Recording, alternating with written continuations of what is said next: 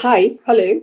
I'm Neelam Sevlikar, and a big welcome to all to another virtual session of Kitab, an initiative of Prabha Khaitan Foundation. Kitab is an initiative by the foundation to bring the books of authors from all over the world to the patrons. When the world has paused during the pandemic, the foundation geared up its efforts to bring the sessions virtually to the patrons. Now, when everything is resuming, the foundation has made sessions both live and virtual for attendees to tune into from the comforts of their home. Nearly 35 cities in and out of India are connected under the umbrella of the foundation. And this new format helps the foundation to let patrons from all over rendezvous with stalwarts from different fields. We are here to witness the launch of Beyond COVID's Shadow, Mapping India's Economic Resurgence, edited by Dr. Sanjaya Baru. Dr. Sanjaya Baru is a best selling author and former editor of India's major financial newspapers, the Economic Times, the Financial Express, and the Business Standard. He was media advisor to Prime Minister Manmohan Singh and director to geoeconomics and strategy at the International Institute of Strategies Studies, London. The book will be launched by our chief guest, Mr. P. Chidambaram. Palani Appa Chidambaram is an Indian politician and former attorney who currently serves as Member of Parliament, Rajya Sabha, and formerly served as the Union Minister of Finance and Union Minister of Home Affairs of India. The panelists this evening are Mr. Hasib Drabu, Mr. R. Jagannathan, Ms. Rama Bijapurkar, and Lord Meghnad Desai. Mr. Hasib Drabu is a professional economist with diverse skill sets and wide-ranging experience. He has worked as a lawmaker, policy planner, banker, and an economic commentator. Under his watch as the finance minister of JNK, Jammu and Kashmir reached rank 7 in fiscal management, leaving behind states like Maharashtra, Uttar Pradesh, and Madhya Pradesh. R. Ranganathan, R. Jagannathan, is the editorial director of Swaraj magazine. Rama Bijapurkar is a recognized thought leader on market strategies and consumer behavior, as well as a keen commentator on social and cultural change in India. She has an independent management consulting practice and describes her work as bringing market and customer focus to business strategy. Lord Meghnad Desai is a British economist and member of House of Lords of the British Parliament, a scholar of Marxian economics, political economy, monetary policy, and economic history. He's currently chairman of the advisory board of the Official Monetary and Financial Institute Forum, OMFIF. He has written over 30 books on economics, history, politics, and cinema, as well as fiction. He has also written columns of several newspapers and periodicals in the UK and India. He received the Pravasi Bharatiya Puraskar in 2004 and the Padma Bhushan in 2008. I invite our publisher's address by Mr. Kapish Mehra, Managing Director, Rupa Publications, India. May I request the video, please? A very good evening to all the distinguished guests who joined us at the occasion of this book launch, Beyond COVID's Shadow, edited and compiled by Dr. Sanjay Baru. I would like to extend, first of all, very warm thanks to Dr. Baru for agreeing to be the editor for this book and to all the contributors who have come together to create this anthology. I am extremely grateful. Predicting the future is always a challenging task, and it becomes even more challenging in times like these when really someone doesn't even know about tomorrow. We have been through quite turbulent times over the last few months, and we really none of us really know what lies ahead. But having said that, there is certain hope, there is some belief, and there is hopefully some positivity. And we are hoping that this shadow that the COVID has cast on us is going to go away soon. This book does just that. It helps us understand from where we have come and where we're going to go, especially because of the challenges we faced and the uncertainties that lie ahead. I'm hoping that while all of us have a challenge in predicting what may happen in the months to come, a book like this will help us arrive at an educated guess. It is a great effort to be able to predict what we can foresee and sometimes what we can't. And with that, the effort of these contributors should be lauded again, and warm thanks to them for sticking the neck out. I'm grateful again to Dr. Baru for agreeing to do this, and I'm sure you'd all agree that the timing couldn't be more perfect as we release the book at the cusp of the release of the vaccine. So, with every good wish, I hope that this book is a resounding success. Thank you. I now request our chief guest, Mr. P. Chidambaram, to unveil the book, along with the panel, uh, Mr. R. Jagannathan, Ms. Rama Bijapurkar, Mr. Hasib Drabu, and Lord Meghnad Desai, along with Dr. Baru.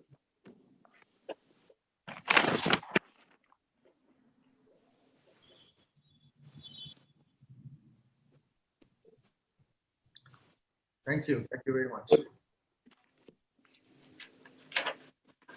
May I now request Dr. Baru to say a few words on the book.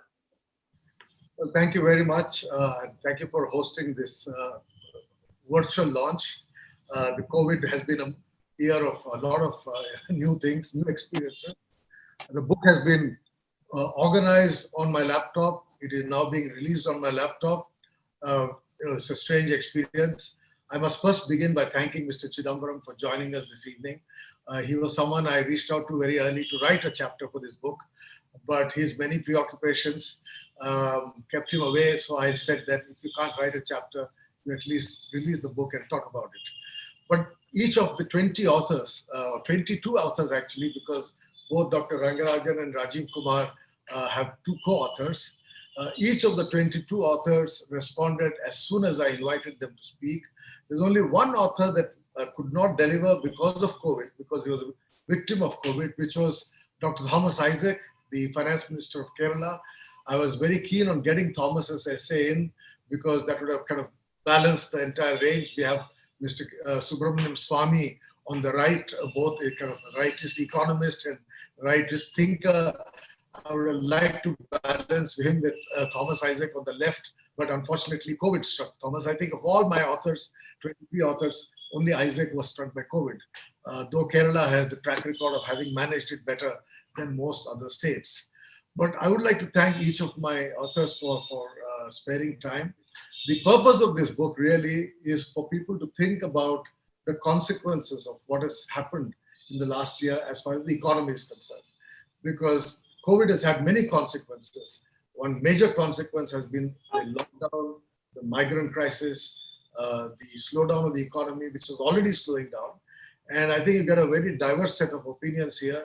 There are the optimists, quite understandably, someone like Vivek Debroy, chairman of the Prime Minister's Economic Advisory Council, Rajiv Kumar from Niti Aayog. They are much more optimistic about the revival of growth and going forward. I have skeptics in the book. Rangarajan himself is a bit of a skeptic, but the bigger skeptics are Professor Nagaraj from the Indira Gandhi Institute for Development Research. I think he is now at the Center for Development Studies in Trivandrum. But I also have some interesting essays by bringing very different perspectives. I mean, this is not just a book for economists. I have Rama Bijapurkar looking at the whole issue of people and consumers and reaction of the policymakers to the concerns of individuals. Hasib Drabu, who's written a very interesting essay on the fiscal dimension, which came up very importantly because very early in the COVID lockdown, state governments were quite worried about the fiscal implications. So I'm not going to mention all the chapters. I invite all of you who are watching this program to pick up a copy of the book. This is just to say that what we have tried to do is unique, because normally you get books which have one point of view, like-minded people getting together and producing a book, I have deliberately reached out to a wide range of writers.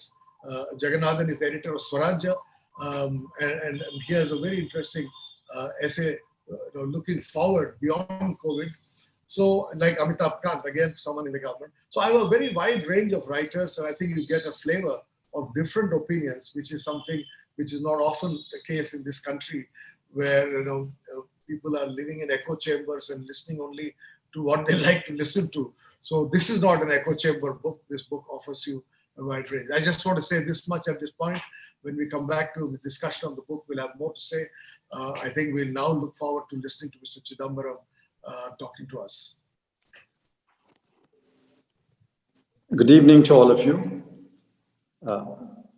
Sanjay, Dr. Meghna Desai, Dr. Hasib Prabhu, Dr. Jagannathan, and Ms. Rama Bijapurkar. I can't say that I've read all 20 essays contributed by 22 scholars, but I've read the ones written by the participants today. I think a lot of people write in this country. There are economists, there are economic administrators, and there are Sarkari economists. The views of Sarkari economists is well known. Even if they wish to write something contrarian, they dare not do so.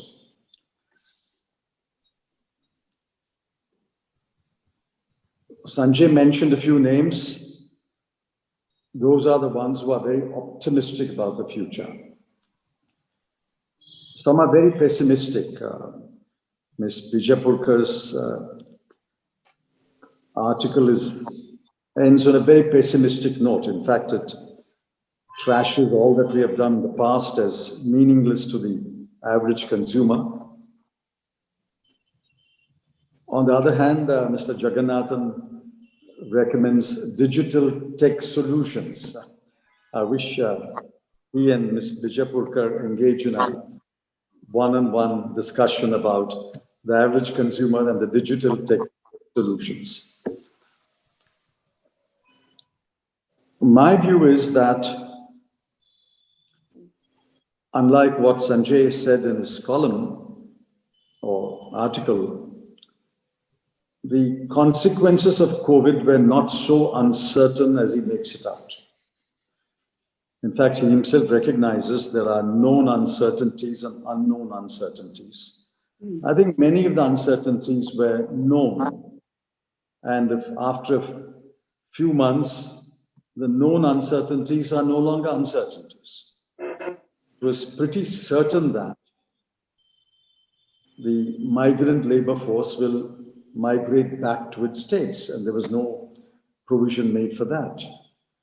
It was pretty certain that the daily wage will be left without food and medicine and clothing and education for his children.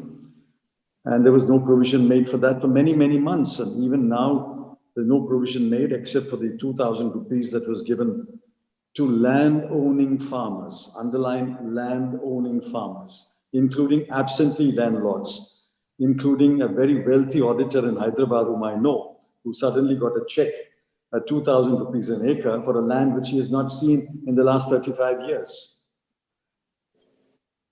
So I think many of the uncertainties were known and the government did not provide for them. One of the contributors who supports the government has pointed out, what we have pointed out, that the amount of fiscal stimulus accounted to only 1.5%. So it's not a number which the opposition alone has said, it's a number which the ruling party MP is saying. So many of these were known uncertainties, they ceased to be uncertainties, and the government should have been prepared better. Miraculously and mercifully, the COVID which struck us so badly in February, March, seems to be disappearing on its own. Nothing that the government has done is driving away the COVID. The doctors and the nurses and the health workers have managed the COVID patients, but the government has done nothing to drive the COVID away. Why it is repeating itself in a second wave and a third wave in some European countries, why it's receding so rapidly in India, no one knows. And if anyone claims that he knows, he's bluffing. No one knows. The number is dropping so dramatically that if this curve is extended, COVID may practically vanish by the end of April or May, which is one reason why there is so much vaccine hesitancy. I've spoken to the health secretary, to a number of doctors, and they have said now there's no fear in Tamil Nadu that the COVID is going to strike them, so nobody's coming forward to take the vaccine. So from one end, we have swung to the other. The question is how we go forward. And I will use my next 4 or 5 minutes to say how I think we should move forward. I think there are 4 missed opportunities. The first was cash transfers to the poorest families, which were not done. At least to the bottom 1/3, there should have been cash transfers for the first few months until they found their feet. The second is indirect taxes were not cut, especially GST rates were not cut. It's a huge missed opportunity. Third is government capital was not stepped up. If you look at the numbers which have been made available until the end of November, total expenditure will remain the same. Capital expenditure will be less than budgeted. Revenue expenditure will be marginally more, but total expenditure has not gone up, and certainly capital expenditure is not going up. In fact, today news reports say they're cutting back on the transfers to the states because according to the government, they over-transferred in the early months. They are compensating it in the later months, which means state government's capital expenditure will take a big hit. And fourthly, there was no rescue plan for MSMEs. And this is the point which Ms. Bijapurkar should note. Most people who lost their jobs lost it in the MSMEs because the most employment is in MSMEs. These were 4 missed opportunities. Now, what can the government do going forward? Remember that our GDP as reported, constant prices was 145 lakh crore in 2019-20. And in 2021, according to the first advanced estimates, it will be 134.4 lakh crore, a drop of about 11 lakh crore. So even to go back to 1920 levels or go back to 1819 levels, to 1920 levels, we need to grow at about 8.37%. And to 1819 levels, we need to grow at about 5 to 6%. Now, anything less than that, which means we will lose more GDP, which is wealth. Now, what can the government do? I think there are 4 things which need to be addressed. 1, rescue plan for MSMEs, invest in more infrastructure. But on the other hand, Mr. Rajnath Singh will press his claim for more defense expenditure. And there's already a clamor for more health infrastructure. Now, something has to give. Obviously, all 4 can't be managed in the budget for 21-22. As far as I know budget making, all 4 cannot be managed. So my fear is the MSME rescue plan will be abandoned, which will deepen the crisis as far as economy and unemployment is concerned. The health infrastructure may also be hit because they will say we have created capacity. Most capacity is unutilized today, and that capacity is good enough going forward. It's good enough going forward because the pandemic has receded, but it's not good enough going forward if another pandemic should strike us, if another virus should strike us. I think the government will increase defense expenditure, especially after what's happening in the north, especially in Arunachal and Galwan Valley.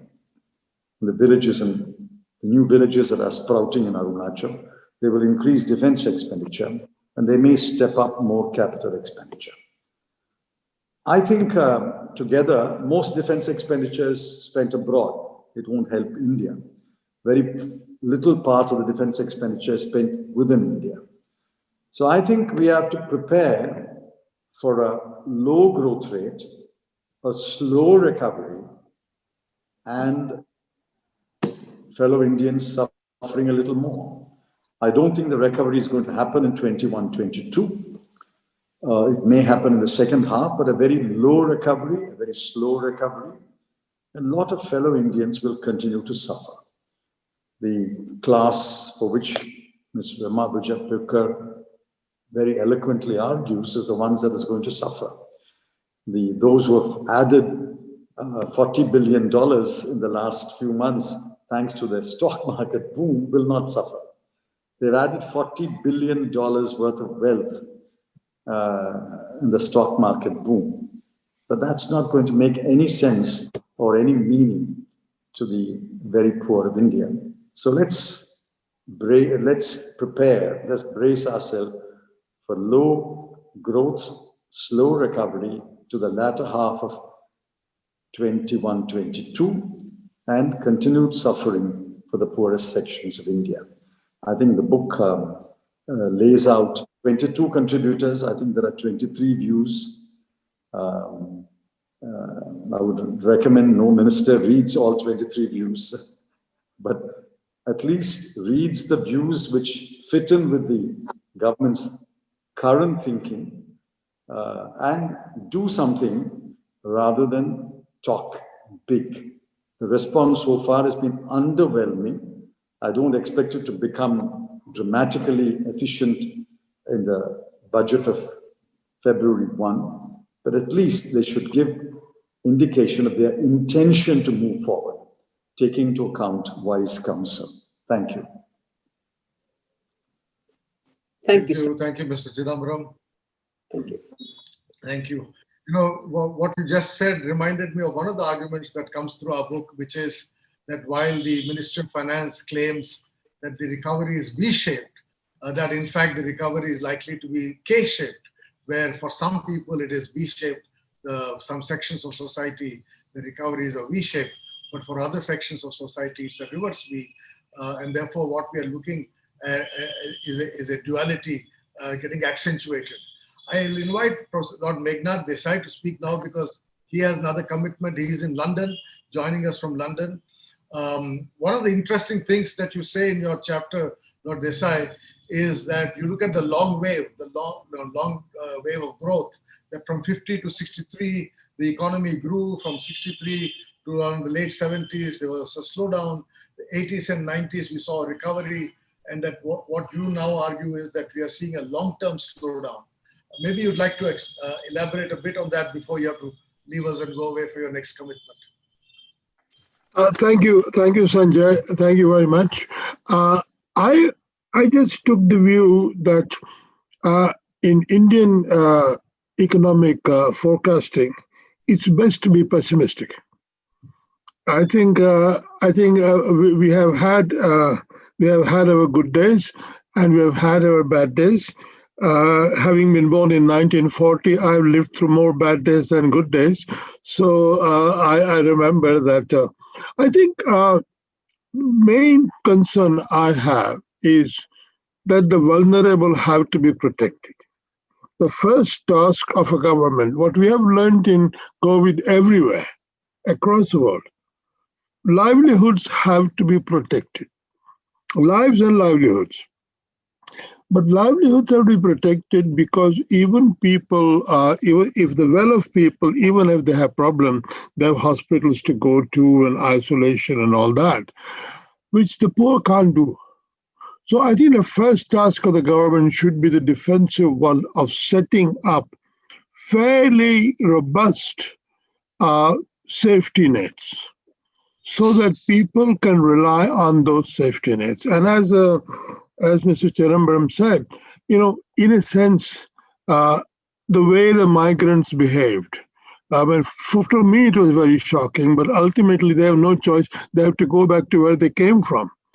And nobody prepared either for them to go back to the village or if that wasn't prepared, at least go back from the village to the workplace. If that at least could have been prepared. And so I think it's, this is nobody's fault. We have a bureaucracy which is very efficient in things it likes to do and very inefficient in things it doesn't like to do. So I mean, in a sense that's the way it is. But I think one example, as I've said before, the Manrega has proved to be an extremely resilient, robust thing. Now, obviously, it started in Maharashtra all those many years ago in Latur, but somehow it has worked, and it is a very reliable instrument. And even in COVID, it worked very well.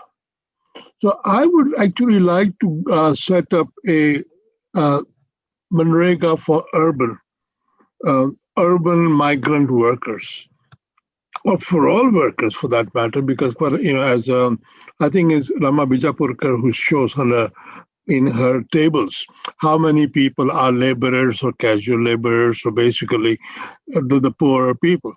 I think everybody should have 100 days unemployment benefit. In case if they get unemployed, they should be able to claim that benefit. It is not so much a transfer as an insurance. Now, the Manrega says we will give you 100 days work if you want. And if the government can afford it, it can do that. But at least there should be a guarantee to people that there should be that safety net that people should have.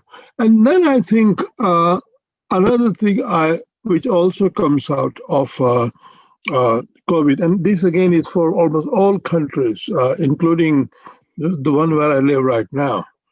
Health infrastructure is very inadequate for most countries.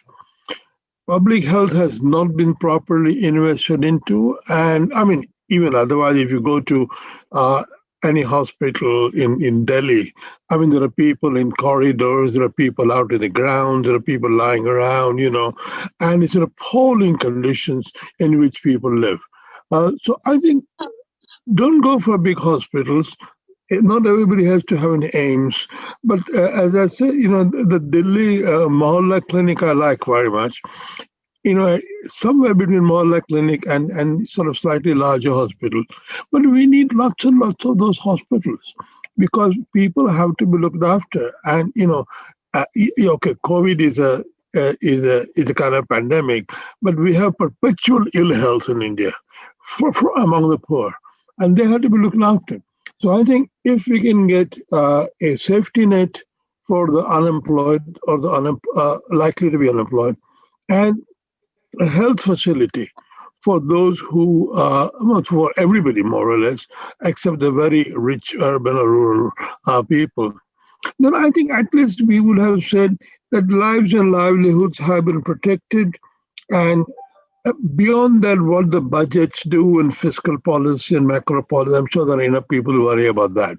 I want to worry mainly about constructing a good welfare state. So I think that's all I have to say. I have to say I'm lost in admiration at reading other people's papers, and but I think that's what I have to say. And luckily, I have dealt with my other commitments, so I can take part in a group in a panel discussion. Thank you very much. Thank you, Lord Desai. I had in fact invited both Rajiv Kumar and Vivek Devroy, who represent the government, to join us in this panel and kind of defend the government, but neither of them was able to make it. And I'm not sure if it's fair for all of us to expect Jagannathan alone to be waving the flag for the government. But He before I can come to manage. Jaggi, let He me can invite. manage. Huh? He can He manage. can manage. Don't Well, worry. before that, there's been a lot of reference to your essay by both Mr. Chidambaram and Lord Desai. I think, what is the kind of central message that you have from point of view of the consumer? Because one of the arguments in the book, which Mr. Chidambaram referred to, is the problem of uncertainty. The fact is that whatever the recovery rates, we have become risk averse, both as savers and investors. People are worried whether there would be a resurgence of a pandemic, whether they get back the job that they've lost. Millions have actually lost jobs. There are not new jobs are not easily available. So the level of uncertainty has gone up in the economy. And how do you see consumers and ordinary people reacting to this, Rama?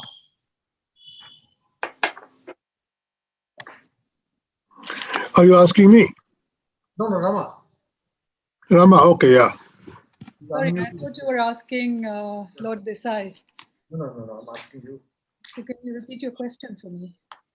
I'm saying, how do you expect consumers, I mean, since you are a marketing expert and a consumer analyst, how do you expect them to react to this recovery in COVID and kind of return to normalcy? Yeah, you talked earlier about K shapes, and while I don't understand shapes very well, I know that this has been very Darwinian. I think those who are well off, who have regular jobs, who invest in the stock market, as our chief guest talked about, I think are doing quite well indeed. If you look at volume drops of the big and better companies, they have not been that dramatic.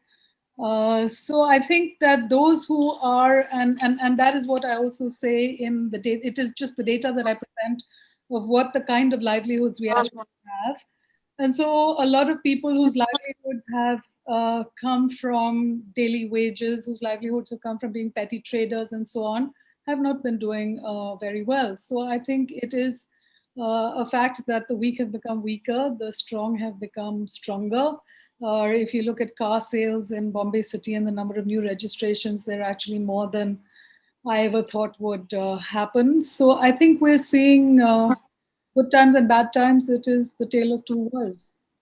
And that is precisely what I actually show, that behind the stunning macro numbers that we have a lot of diversity between a strong India and between an India that needs a lot more. It's not good enough to talk about jobs and job losses. I think there are a lot of people who've never had a regular income to begin with. So that is really what I say. So yes, the strong are getting stronger, the weak are getting. And to address that issue, Jagannathan, I think your chapter is focused on a very specific kind of policy intervention for the future. But I would like you to comment on larger policy issues. You've been introduced as editor Swarajya, but I know you've been editor Business Standard, you've been editor Financial Express. You're one of India's distinguished financial editors. So let's give a big picture view before I come to Hasib. I'd like to hear from you. Yeah, what I would like to actually say is that the one thing that will not emerge from the COVID shadow is macroeconomics. If you actually see, what you are actually seeing is Keynesianism in steroids. The only remedy people have is throw money at the problem, it will go away. Okay, you're saying, oh, if it's you expand fiscal spending, you expand monetary thing, expand the Reserve Bank's balance sheet, spend more money to give boondoggles. This is the only solution we have. So my thing is, the world has changed. And nobody and very few governments have actually understood this. And what I am saying is not necessarily that I have answers, but I have questions. If you start addressing those questions, you will find those answers. I'm fully with Mr. Chidambaram and Meghnad Desai that we must have strong social security nets. That there can be no dispute about. All I'm saying is that solutions cannot be boondoggles. You have to have solutions very simple. So what is the first thing that has happened? There has been a huge delinkage between growth and jobs. Our employment elasticity is below 0.2, and most people think it is at 0.1, which means even 10% growth will give you only a 1% rise in employment. If you see the CMI figures, for the last 6 years, there are around 396 to 405 million has been their level of employment. That means employment has not grown. Even assuming that you think GDP is far below the official numbers, even if it is 4 or 5%, this stagnation in employment cannot be explained by just policy things. Second thing I'm trying to say is that a huge change has happened in multiple sectors due to the impact of technology. Growth can happen without labor today. most of the growth in output is happening because of capital and technology, not because of any labor. Labor share of GDP is falling in most countries. It will fall in India. It is probably falling.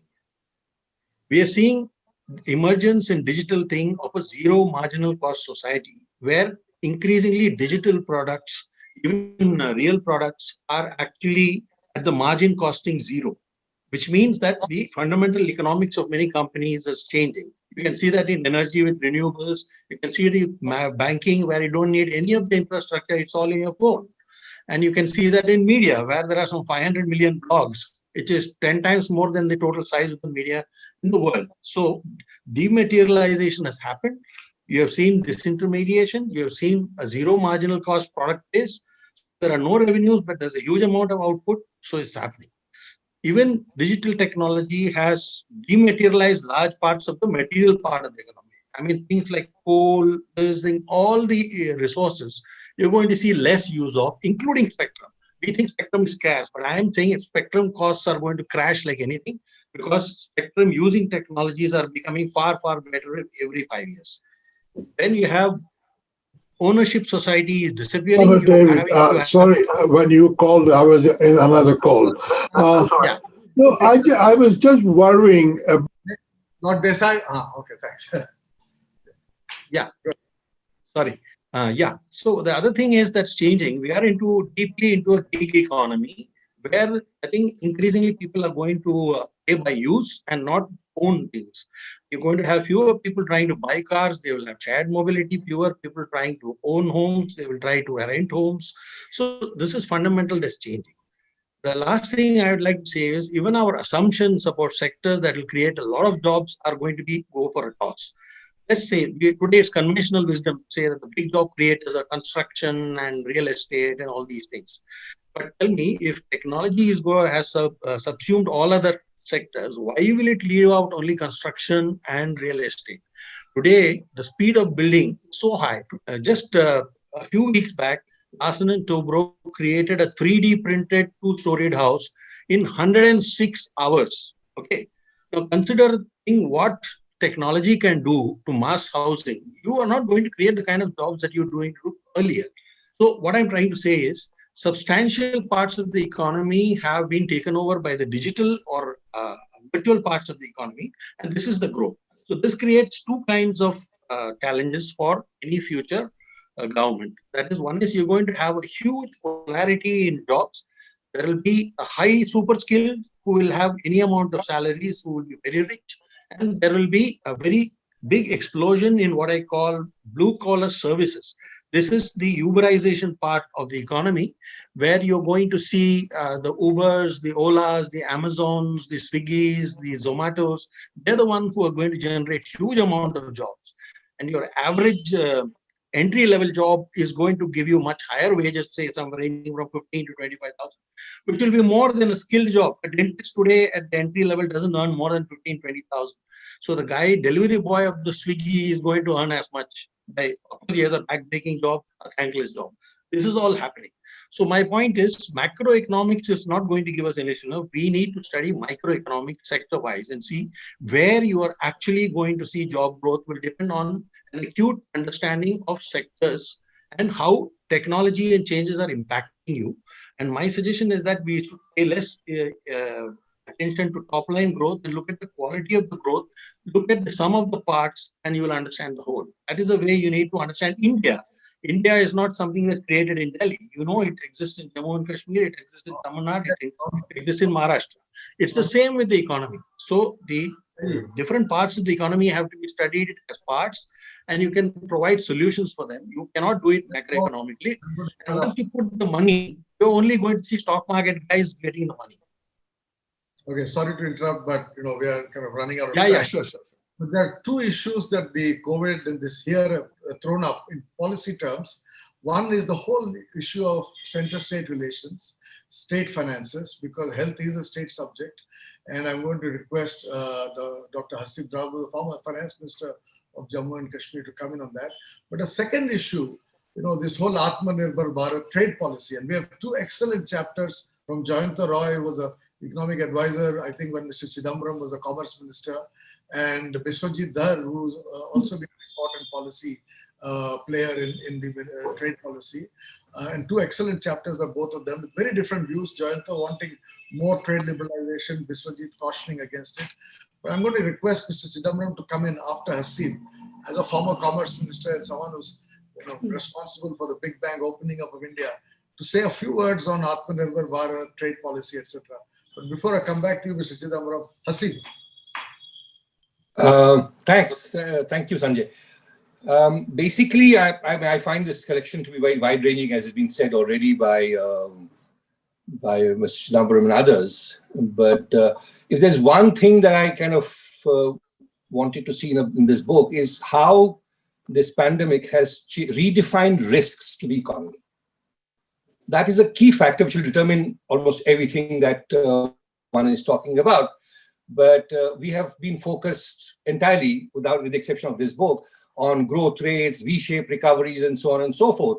But little attention has been paid to how the institutions that determine the economic growth of this country or other countries have been systematically disempowered. And what COVID has really shown is how, in handling the pandemic, to what Jaggi was saying, that the solution is there. And what is the solution that we are getting? That only center. States don't exist. Forget the 2.5 lakh panchayats who should have been on the frontiers of this fight.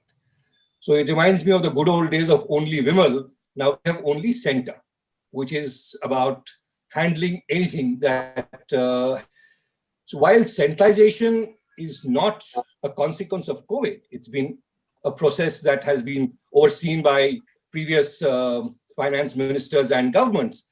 The fact is that pandemics exposed the fault lines in federalism very, very sharply. So in the garb of this whole one nation, one tax, one nation, one language, one nation, one budget, one nation, one election, we are en route to becoming a one nation, one government. You will soon have this thing that there'll be no state budgets. There'll be only a central budget. And that's where we are headed. And if you have any doubts on trying to see how specific issues were handled in the pandemic, you should read Indira Rajaraman's piece in this volume. As it is, the whole federal structure has been more of a political compulsion than an ideological choice, right? In the 40s, if you remember 1946, what had happened post the Cabinet Mission Plan. And we find that the way federalism was structured in this country was actually inspired from a colonial piece of legislation, which was meant to basically strengthen the whole domination of center in relation with the provincial governments. And that has been furthered in this whole process. But despite the fact that the nature of economic regime has completely changed from a closed command control economy to an open economy, the framework of governance has changed. 73rd, 74th Amendment changed all that. And more recently, the institutional landscape has been radically altered, whether it is the GST Council, the Planning Commission giving way to Niti Aayog. More importantly, the rise of the regulatory state. Those institutions, the instrumentalities of federalism have remained unchanged. And I think this provides an opportunity, the pandemic provides an opportunity to re-examine how we want to organize our federalism. It has been marginalized in many ways. The good example of it, which will kind of show up on the 1st of February, is how the Finance Commission's terms of reference were defined. And we'll see in the budget how it would, perhaps, in my opinion, would damage the entire fiscal structure of this country. And all this ties in with a larger political thread that we are moving from a Republican democracy to a majoritarian democracy, and which actually calls into question the entire federal compact with states and with people, which needs to be addressed. And this whole rise of the regulatory state, which unelected institutions are completely dominated by the center. States have no role. Even as a finance minister of a state, if I had to select a panel for the state electricity regulatory authority, center decides the chairman, center decides the ministers. So there has been a major move in this thing, and which has come to a fore in the way the pandemic has been handled. And I think the biggest takeaway from this is a serious reform initiative to transform and bring in a more relevant federal system where you could effectively handle these changes, which I see as risks the entire risk-return frontier of the economy has been changed from a household to a corporate to the macroeconomics. And that cannot be done unless you have a robust new structure where you leverage the strengths of 30 governments and 2.5 lakh panchayats rather than one central government coming in from the Ministry of Finance. Thank you, Dr. Ravu. So let me turn back to our chief guest, Mr. Chidambaram. No, but I think Ms. Vijayapurkar has not spoken yet. She only answered the question. Yes. I think she should be given a few minutes. Because she's already spoken once. I'll come back to her. But before I come back to her, I would like you to talk about trade, because trade is one issue which we have not discussed so far. It's a very important issue. Both in the book, we have two very good essays, but also in the last few months, I mean, this has been a major subject of policy. The whole talk about Atmanirbharta and raising customs tariffs. How do you see this going forward, Indian trade policy? We chose to stay out of the RCEP. So, as a former trade minister, I thought we should listen to you. I will. I think we have shot ourselves in our foot by disparaging trade agreements, bilateral agreements, and turning our back on RCEP. Just because India turned its back on RCEP doesn't mean RCEP won't be formed, was formed. All our new found security friends, Australia, New Zealand, Japan, are all part of RCEP. So I think it was the most foolish decision. They just invented a slogan because old slogans have run out of currency. Achhe Din is in the distant past, therefore they have Atmanirbhar Bharat. This will run for a few months and then they will find another one. And I think we have shot ourselves in our foot. As a result, exports have declined, imports have declined faster. And therefore, the trade deficit gives you an illusion of shrinking. And this government is celebrating the shrinking of the trade deficit, little realizing that the shrinking of the trade deficit is entirely because merchandise exports have declined, imports have declined faster.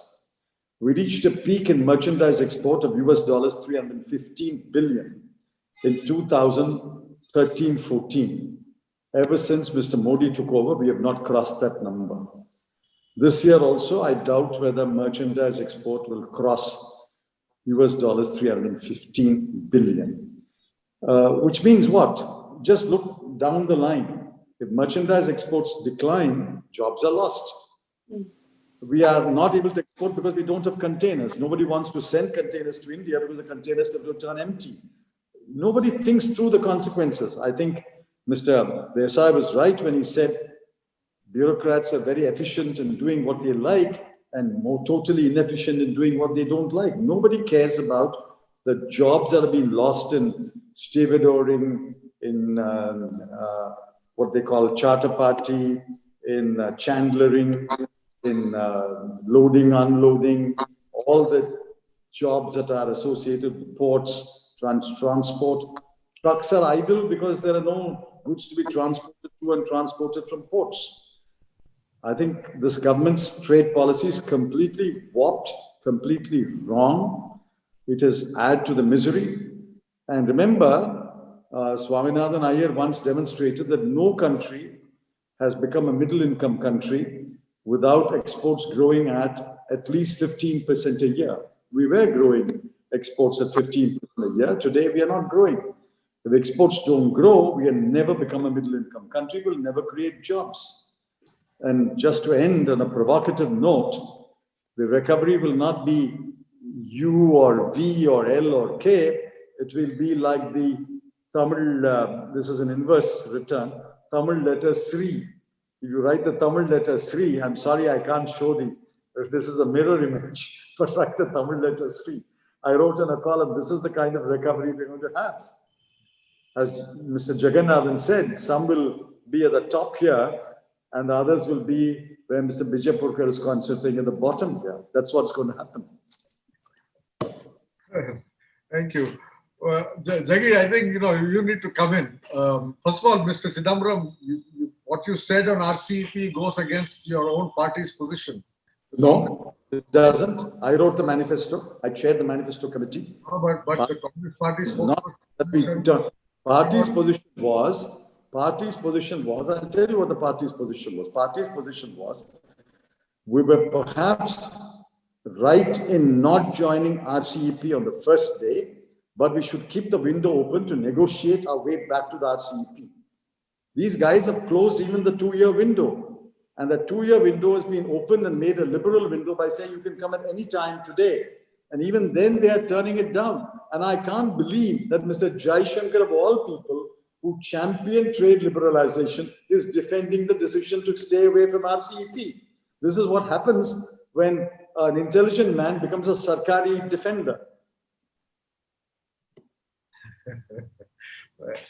Jaggi, I want you to come in on this whole issue of trade policy.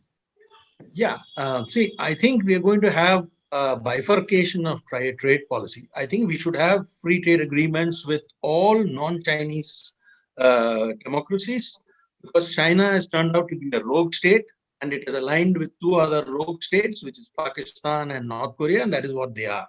And I don't think you can have happy trade relationships on one side and battle on our borders or tensions on our borders. I think we need to decouple from China, and that part of Atmanirbhar Bharat is, I think, good for us.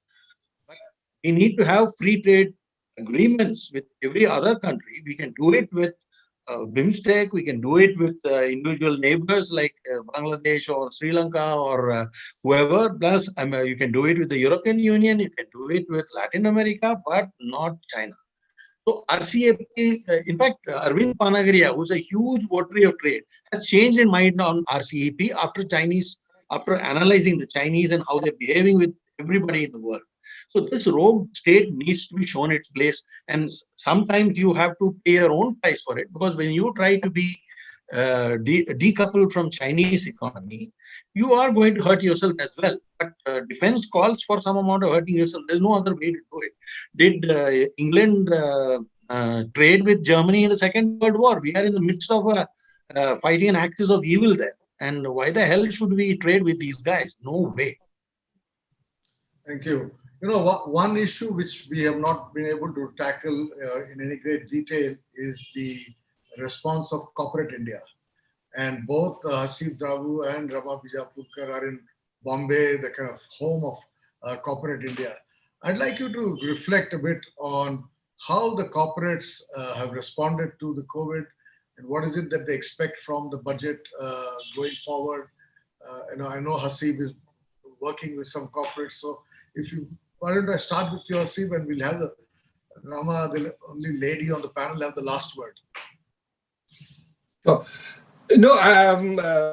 Sanjay, I think the Bombay view on the handling of pandemic, as always, is very, very different from the way Delhi sees it. So, all corporates, without exception, maybe a couple, have actually seen a complete drop in the investment plans, totally. And this is also leading you to get into the other area of the financial sector, which hasn't been talked about, because you will see a huge amount of impairment of assets from the banking side. And with the ARCs doing what they are doing, most corporates are caught in that trap between getting their credit lines reopened, handling their borrowings from the banks, plus with RBI not proactively handling any of this. The corporates are in trouble, and without exception, and this all sector agnostic. Initially, I think the whole point was about production facilities being kind of reopened. I remember Jaggi talking about it, the lockdown 1, lockdown 2, and so on and so forth. But it's gone beyond that. It's gone into a proper home market constraint where you're now in a situation of underinvestment. And that at a time when public investment had moved out of being the engine of growth, and you had private investment coming in from corporate India. The bulk of employment, of course, is not there. It's at the SME sector. So one part of that is going to SMEs. But in terms of investment, the total investment GDP ratio is bound to decline because the corporates are not investing. And the other thing really has been that, corporates are now worried about something which is going to happen. sooner is in terms of non-tariff barriers that will eventually come up with the ESG frameworks and all. So you're seeing a very bleak future, a very uncertain present even now in terms of how the financing of investment plans would happen. So all in all, it doesn't look very good from the corporate side, though. On the market side, it's about these 10, 12 bellwether stocks that are actually pushing up the indexes. Out of the 4,000 companies, must be about 10, 12, which is driving up the rally that you saw today, nearing 50,000. But otherwise, it is looking extremely uncertain. And almost all corporates that I work with have deferred investment plans, and they don't see it kind of turning around in the next 2 to 3 years. Well, I think this is an important point that many essays in this book make, including the essay by Rajiv Kumar, who is the vice chairman of Niti Aayog, who also draws our attention to the fact that the gross investment to national income ratio, investment to GDP ratio, which went up all the way from below 30% at the turn of the century to about almost 40% by around 2012. 2017, 18, 35%. 17, 18. And with a drop, Sanjay, with a drop in savings rate also. So Exactly. you're actually seeing that gap, which will show up in your current accounts eventually, because you'll not be able to finance it from the secularly declining savings that you had seen. I remember the time when we were discussing the whole low saving paradox of K.N. Raj and others in how to transform the economy from low savings to high savings. We've got back to that period now where the savings rate has also come down along with investment rate, which has implications on your balance of payments. Exactly. So I think the thing that comes out of all of this is we saw a long period of economic growth picking up from 3.5 to 5.5 to 7.5, and we are now back in a situation where certainly below 7.5 in the medium term, probably below 6% in the medium term, and therefore getting the economy back to the track of 7 and 8% growth is the real challenge. And I think by and large, most of us agree. There are different views on how do we get there. But now, since we're running out of time, the last word for you, Rama. On corporate India, I'm not. I agree with Hasid that things are that the future is looking a little bit uncertain. It's uncertain. I don't know that it is bleak, but I think we are seeing the good companies actually not doing badly at all. The volumes are not, revenues are not that much down. And I think that on the one hand, the strong companies, there's a strong and the weak, the difference between the two is sharp. There are some sectors that have famine. There are some sectors that are not doing so badly at all. And within those who are doing well, I think the strong are getting stronger. They're picking up assets. Operating profit margins are up. And they will live to tell the tale. And actually, they've got leaner, meaner, fitter, and stronger. I think on the other hand, if you look at MSMEs, MSME is really just a nice, polite word because most of the MSME is the M for micro. So if you look again at those who are linked with larger supply chains and so on, that small little tip of the iceberg is doing all right. Everybody else are not getting credit that they require. They're not getting the market access that they require. Survival is clearly an issue. So I think the big question that corporate India is saying, one is I think there is a lot of worry about what kind of collateral damage creating things might happen in the budget going forward. So we're hoping that they won't, that which is not broke will not get fixed. I think that is one big hope that we have. As far as the rest is concerned, I think we're worried that strong India has now become smaller and stronger. As far as the corporate is concerned, more consolidated, and we're not sure that that is a good enough, powerful enough engine to pull everybody else up. So we're going to have to, again, work in a segmented fashion. And the trouble with macro numbers is that they just hide the segmented good news and bad news. So I'm going to just leave it at that. Thank you. Lord Desai, I see that you're off your conference call. Would you like to say a couple of minutes just before we log off? 2 minutes? You're muted. You have to unmute yourself. Okay, I'm now unmuted. I think now. No, I think what to me is interesting is that everybody recognizes there is a problem, and everybody recognizes that even the government recognizes the economy slowed down in 2019.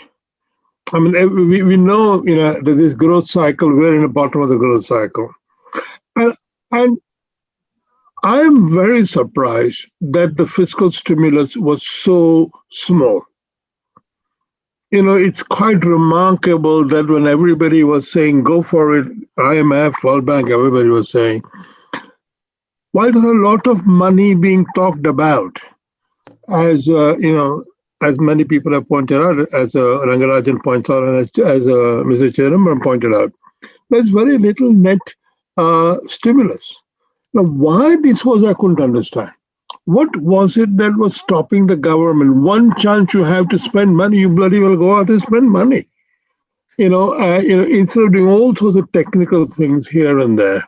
And obviously, the stock market is very happy because the economy has been so much liquidity has been sloshed into the economy with no productive use for it. Obviously, everybody is buying shares, so I think I miss Arun Jaitley, if I may say so. Because something has happened, and the economic wisdom Weston, is thank sort you. of Thank you missing so much. somewhere. And Thank you so but much. Sorry, eventually we there'll have to be stop recovery. here Yeah. Okay. and hand over this to our hostess, but also particularly thank Mr. Chidambaram for joining us. But I now Indeed. hand it over. Indeed. Thank you very much. Thank you very much. Yeah. Indeed. So, on the behalf of the foundation, I would like to thank Mr. P. Chidambaram, Dr. Baru, Mr. Hasib Prabhu, Mr. Jagannathan, Ms. Rama Bijapur, and Lord Meghnad Desai. I would also like to thank our presenter, Sri Cement Limited, and the publisher, Rupa Publication. Last but not the least, I would like to thank our audience, whose never ending support has made all this possible. Thank you. Thank you. Thank you. Thank you very much. Great book. Thank you. Take care. Thank you. Take care.